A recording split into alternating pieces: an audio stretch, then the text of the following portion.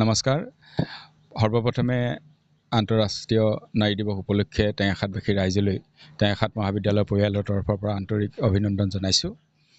আমি টেঙাখাত মহাবিদ্যালয়ে বহু বছৰ ধৰি আন্তঃৰাষ্ট্ৰীয় নাৰী দিৱস পালন কৰি আহিছোঁ আৰু এই বছৰো আমি টেঙাখাত মহাবিদ্যালয়ে ওমেন চেল, NSS, NCC আৰু টিচাৰ্ছ ইউনিটে লগ হৈ ইণ্টাৰনেশ্যনেল ওমেন ডে আমি আয়োজন কৰিলোঁ আৰু ইয়াত পতঞ্জলি যোগ সমিতি তৰফৰ পৰা আমাৰ প্ৰতিনিধি আহিছিল, অতিথি আহিছিল আৰু তেখেতসকলে ধুনীয়াকৈ স্বাস্থ্য সম্পৰ্কীয় বক্তৃতা দিলে। বিশেষকৈ নাৰীৰ স্বাস্থ্য সম্পৰ্কীয় বক্তৃতা খুব ধুনীয়াকৈ প্ৰদান কৰিলে আৰু যোগ সাধনাৰ যোগেদি নাৰীয়ে কেনেকৈ ধৰণে স্বাস্থ্য সুস্থ কৰি ৰাখিব পাৰে এই সম্পৰ্কে তেখেতসকলে এক ব্যৱহাৰিক হিচাপে তেওঁলোকে আসন প্ৰাণায়াম এইবিলাক কৰি দেখুৱালে।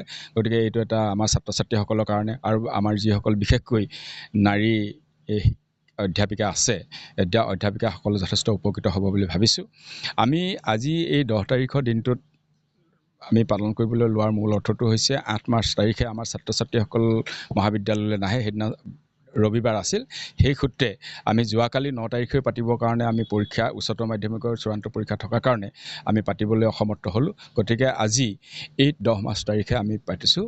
গতিকে আমি সম্পূৰ্ণ 8 মাৰ্চৰ তাৰিখৰ যি প্ৰগ্ৰেম, যি আমাৰ আঁচনি অনুষ্ঠান, সেই আঁচনি তেনেকৈ ধৰণে ৰূপায়ণ কৰিছোঁ আৰু আমি এইখিনি পাতি আমাৰ ছাত্ৰ ছাত্ৰীসকলৰ মাজত নাৰী সজাগতা সম্পৰ্কে, নাৰী স্বাস্থ্য সম্পৰ্কে সজাগতা সম্পৰ্কে, নাৰী শিক্ষা সম্পৰ্কে আদি কৰি বিভিন্ন দিশত আমি সজাগ কৰিবৰ কাৰণে আমি আগবাঢ়ি আহিছোঁ।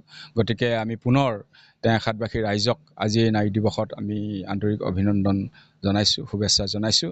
আমাৰ সকলোৱে ভাল হওক, স্বাস্থ্যবিলাক ভাল হওক, বিশেষকৈ নাৰীসকল আগবাঢ়ি যাওক, সুস্থিৰ হৈ থাকক, সুস্বাস্থ্যৱান হৈ থাকক, এইখিনিকে আমাৰ মহাবিদ্যালয়ৰ তৰফৰ পৰা আমি কামনা কৰিছোঁ। ধন্যবাদ।